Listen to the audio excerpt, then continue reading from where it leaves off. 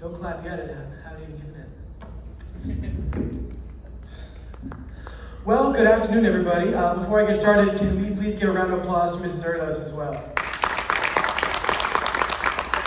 As she was, relaying the 4 years of times that we've had together, I've reflected thank yous as she was talking about all that stuff. I was thinking about all the blessings that she's given me through the Silence Academy. I wouldn't have put in 100 hours of community service if it hadn't been for her. So I want to, thank her for giving me the opportunity to do all these things that just look so great on a college resume, for college applications, for all that stuff. It makes me a better person as a person. So let's get into it. Without further ado, let me turn on my laptop for a second.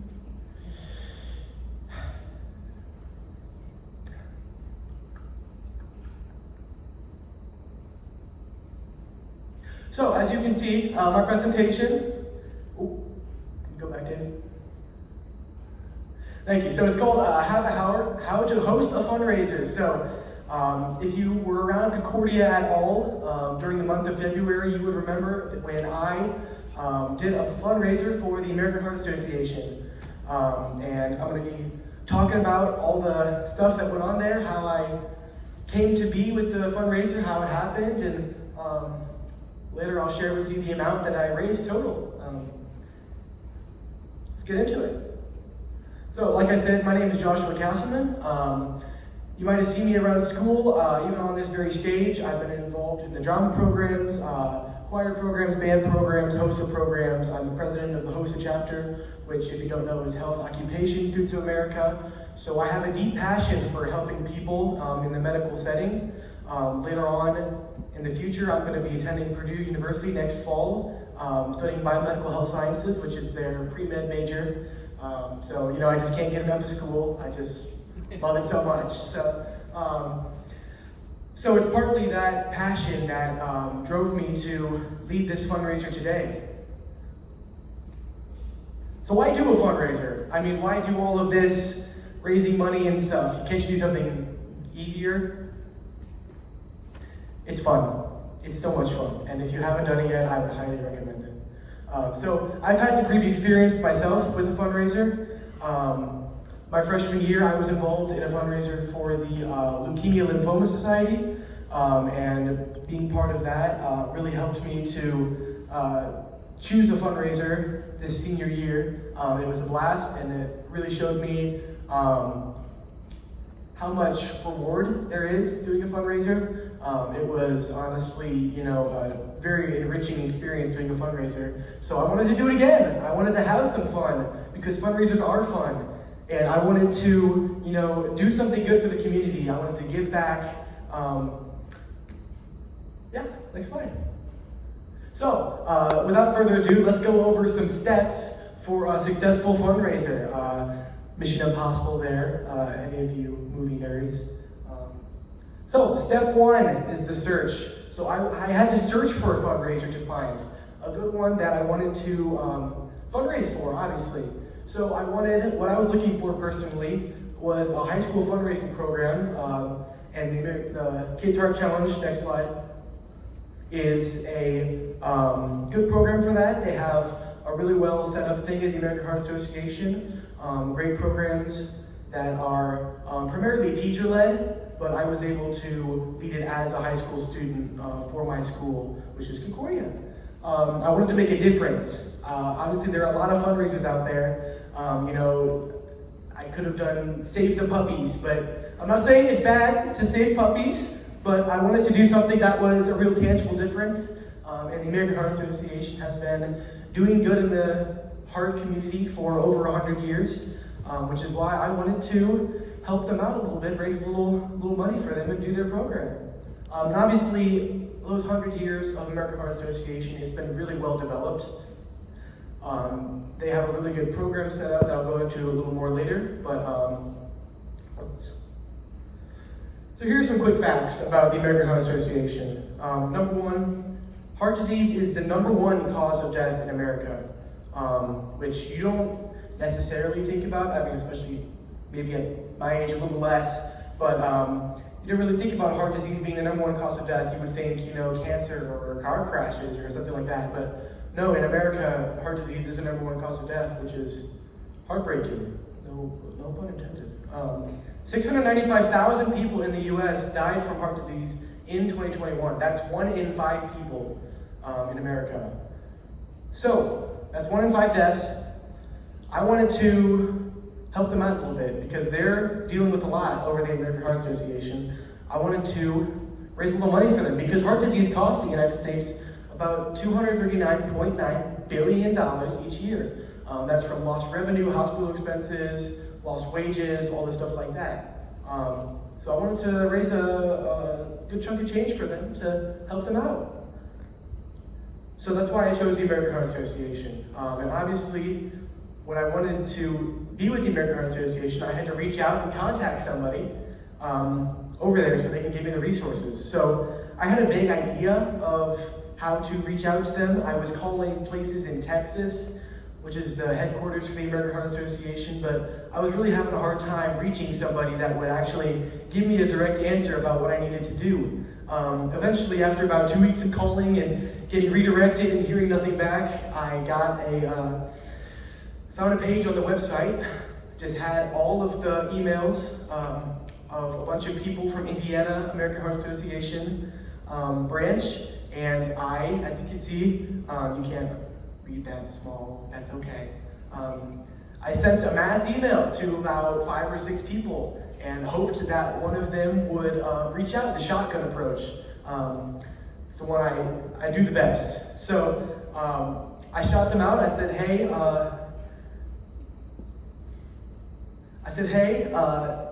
my name's Josh Castleman. I'd love to do a fundraiser for you guys.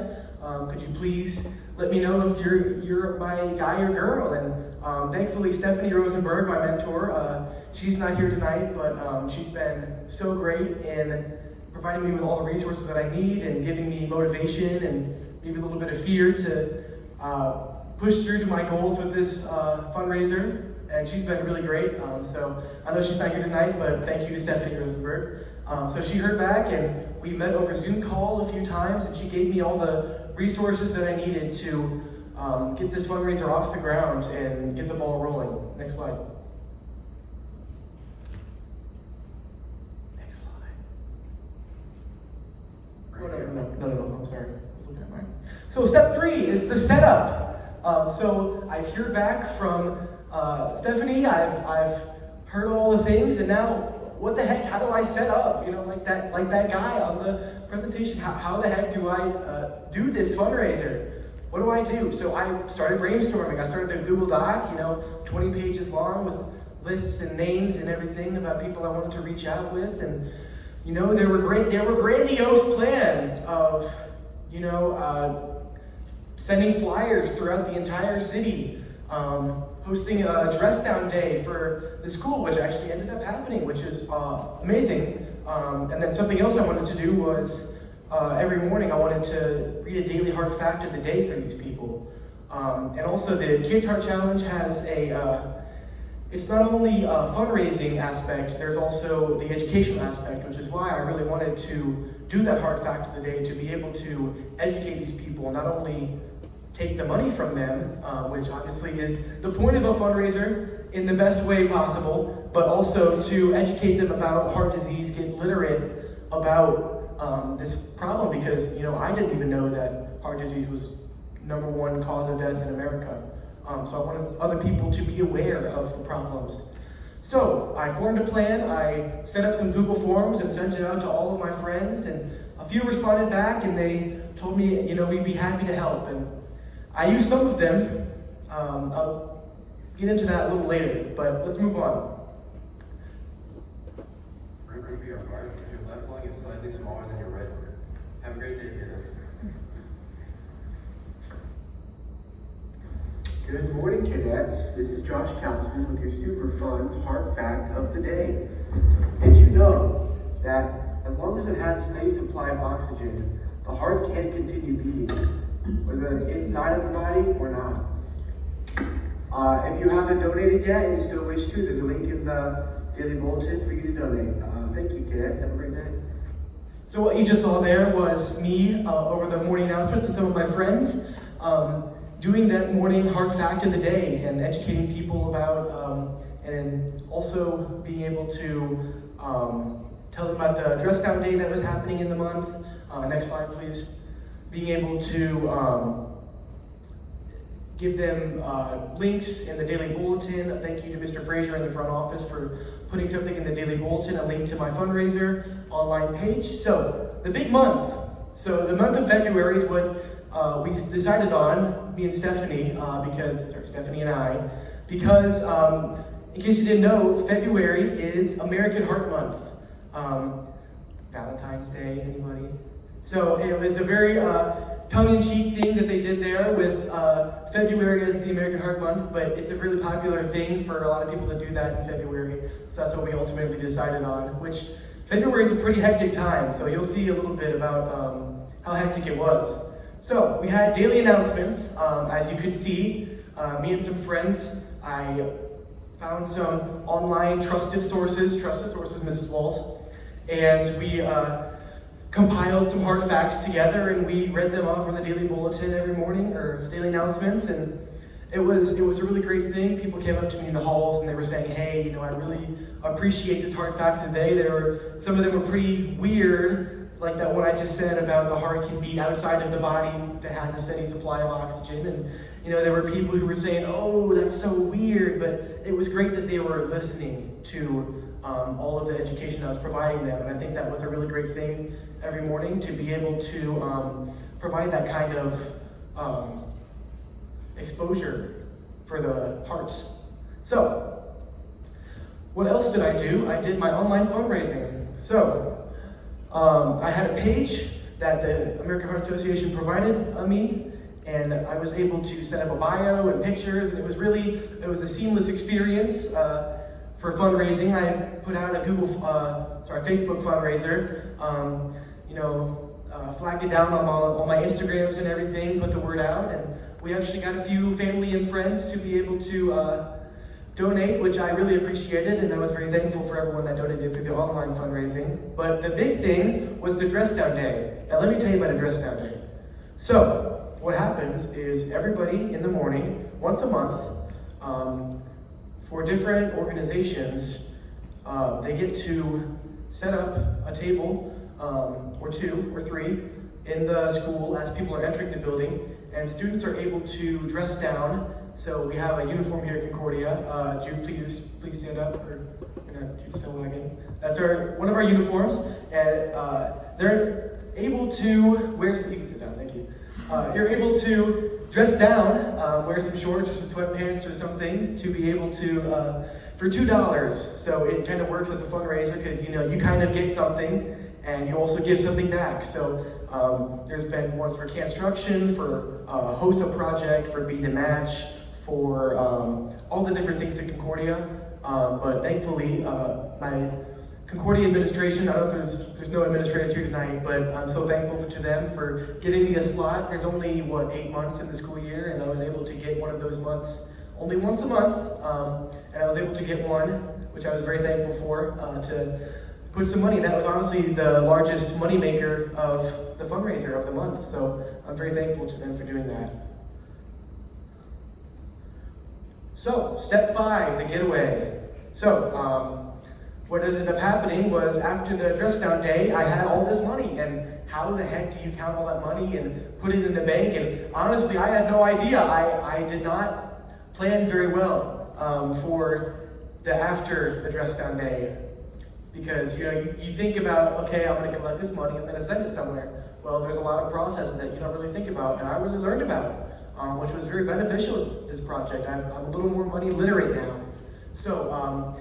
What ended up happening was Mrs. Friend in the student services, she was so kind, bless her heart, she was able to get all that money, and some of her service workers and some of the school counselors that were willing to pitch in, they piled them all into stacks of $100, and counted all the money and got it all in the brown box that went out to the financial office at Concordia. And the financial office at Concordia was very generous as well. I should have reached out, keyword should have, a week or two before the dress down day to let them know that, hey, this is what I'm doing, and they knew, they saw it through the daily bulletin, so they were able to thankfully send it off to the bank to recount, to make sure that Mrs. Friend's count was accurate and everything was good to go. They got it back and we sent it off to Texas. And a week later they got it and they were so thankful, and they sent me the final total, which was about $1,300, which obviously in the grand scheme of things isn't a crazy amount of money, but I was very thankful to be able to raise $1,300. I mean, that's no small sum either. That's a lot of cheeseburgers. It was a job well done. I was very proud. I was very thankful to be able to raise that much money for the American Heart Association. So some reflections. So I did a lot of things well, I did a lot of things not well that I could have done better. So if you're doing a fundraiser, hey, learn from this. So I think what I really did well was finding the dress down day, which was an activity that was able to, you got something out of it instead of just giving, because, you know, honestly, people love to give, but it's just hard to sometimes, and sometimes you're just not willing to, you know, hey, I'll commit $10 because we have other things in life. But being able to get a tangible thing out of the fundraiser, which I think really helped. And students were encouraged to wear red during the dress down day in support of the American Heart Association. And I didn't really expect a lot of them to wear red, you know, if I was there. I mean, I would just wear, you know, sweatshirt and sweatpants, but the spirit of Concordia showed through that day, and a lot of them were able to, I mean, I didn't get a good picture, but it was a great amount of people that wore pink and reds and everything, and I was walking through the school that day. I was very thankful. It was honestly a great sight to see all those people in support of the American Heart Association. It meant a lot to me. So obviously, you know, you can't do everything perfectly. And I had some problem spots as well. Like I said, the Google form before, I sent it out and a lot of people said, excuse me, I'm very happy to help, you know, yeah, I'd be joyful to help, but I know my problem was personally, I've been in a situation where, you know, they've asked me, hey, can you help out? And I said, yeah, sure, not knowing exactly what I was doing. And ultimately ending up a little befuddled and biting off more than I could chew, and I did not want that for people, so ultimately I did not ask somebody that was very, I mean, could whip a flyer up immediately, and I've reflected a lot about this later. I mean, they could really design something really well. But I didn't ask them because I was just worried that I was gonna overwhelm them, and I really wish I could have asked them. If I go back, I really would, and I would put those flyers out in the community, get the word out a little more. It was a very Concordia-centric experience, ultimately, but I wish I could have went out into the community a little bit more, and that's really all that I would recommend, is reach out to your people, find your people that can help you in your fundraiser. I know my people ended up being, you know, Miss Friend, Sophia over there, a lot of people that were able to help me out, and all my people with the dress down day, all my volunteers that ended up coming, a lot of my Arms Academy mates, a lot of my band friends and choir friends, and they were so great and able to adapt with me, move with me, and I was very thankful for them. But overall, I would say it was a very positive experience. Raising $1,300, I was very, very proud to have that, and that's how you do a fundraiser. Are there any questions? Yes, sir. Would you do it again? Would I do it again? That's the question. Yes, I would do it again. I would say I would do it very differently, like I've been saying, but you know, maybe at Purdue University next year I could host a fundraiser like that. And you know, I think that one of the things that I wanted to do at Concordia, but I wasn't able to, was have something during a basketball game, set up a table or something like that, which I wasn't able to do because they don't do any of that. They don't want to be affiliated with anything that they might end up. It's just all a bunch of political jargon, and that's okay. But I would say at Purdue, there would be a lot more people willing to donate to something like, hey, and using the things that I would, with the Dress Down Day, find them a tangible thing that I could get back through the fundraiser. I think, yes, I've learned a lot in your answer. Yes, I would do it again.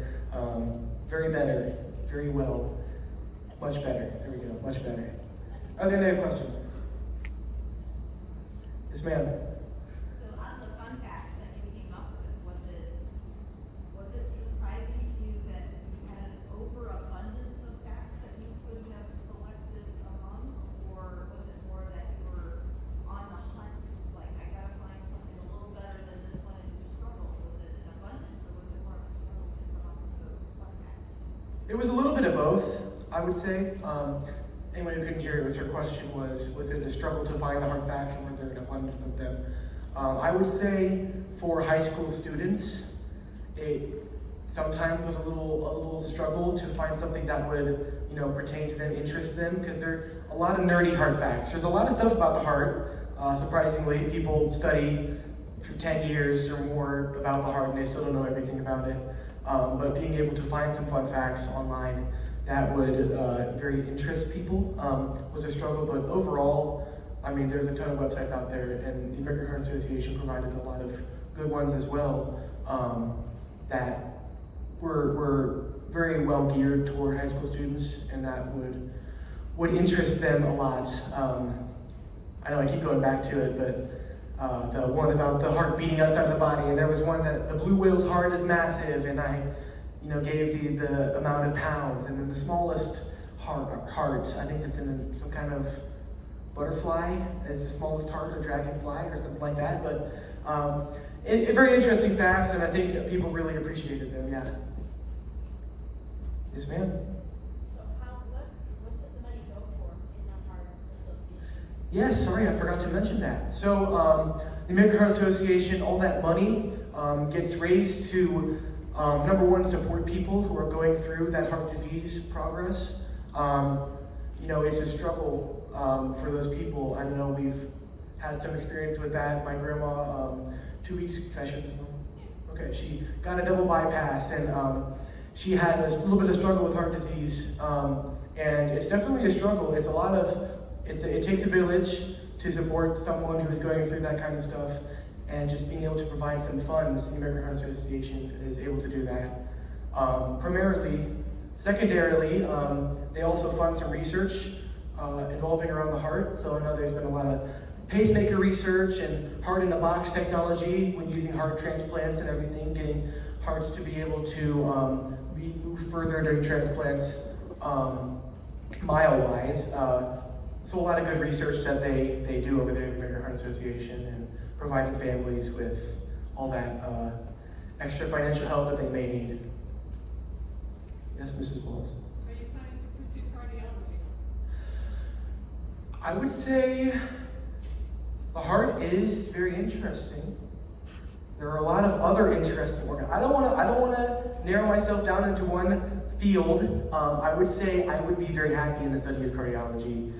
There's a lot there. There's a lot of different challenges that can come every day, which I would appreciate. But I want to keep my options open, but yes, cardiology would be an excellent suit for me. Yes, Mom? So, you said there was a 20-page Google sheet or something. So what would be other things that you had thought about doing, but then ultimately decided not to do? Yeah, so I mentioned the athletic thing that I wanted to do. I wanted to set up a booth there, or maybe have a duck toss or something like that, like you see in the comments. Throw them in the buckets or whatever, have something fun like that. But that, it takes a lot of work, and ultimately they weren't willing to let me do something like that at all, which was okay. There was other things like being able to put up the flyers in the community, in the YMCAs or the churches or stuff like that. I had a whole list of Lutheran churches I wanted to send flyers to, and I wasn't able to do that because I didn't get flyers, like I said before. Sorry. But yes, so some stuff like that, some brainstorming that ultimately didn't fall through, but it was some good stuff that I could probably use in the future. Yes, sir. You said you did an online raising of funds versus the Dress Down Day. What was the split?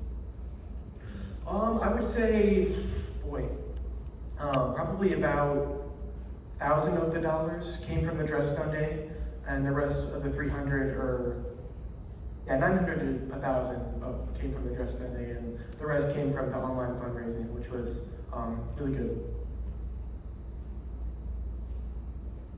Anybody else? All right, well, thank you, everybody.